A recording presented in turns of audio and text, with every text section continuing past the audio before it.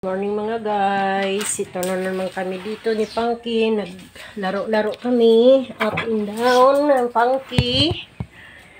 Yan, ay katatapos ko lang mag live guys, yan, pagod na pagod, at nag-breakfast ako ng pandesal, katatapos ko lang din mag-breakfast ng pandesal.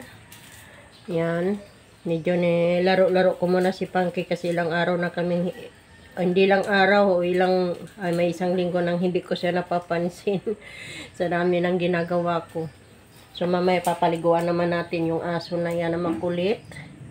Yan, yung aso na yan, mabait na yan si Punky mga guys, hindi na ako binubulin yan kasi hindi ko siya nilalaro ng ilang araw o isang linggo kaming hindi naglalaro kasi inaano ko siya, iniiwasan ko kasi matalim masyado yung kuko, hindi siya magugupitan. Dahil pag ginugupitan ko siya, nagagalit.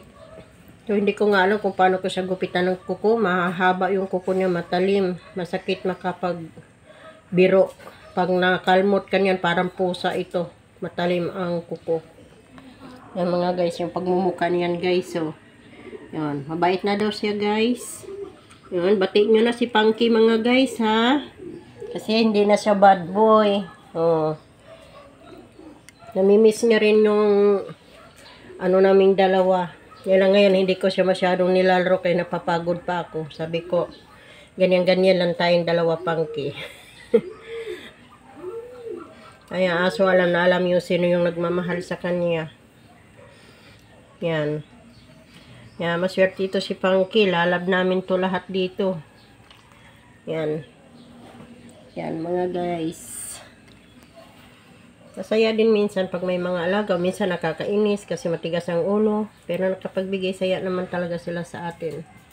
Alam mo mga guys, maaga siguro ang ulan ngayon. Maaga ang makulimlim lagi dito sa amin. No isang malakas ang ulan. Wala natang summer. Ang alam ko kasi summer pa tong April. Pero nag-uulan na siya. Pati mundo, matanda na rin. Hindi na niya alam yung anong dapat gawin. So, yung po natin ngayon, maaga ang tag-ulan. Bagay mas maganda kasi yung mga halaman parang namamatay na rin sa sobrang init. Ay, simpleng kontin. Simpleng kontin lang ang mayroon ako. Yan, yung lagi kong kasama ang aking aso. Si Punky. Simpleng kontin, Punky. Yan lang mga guys. Thank you for watching.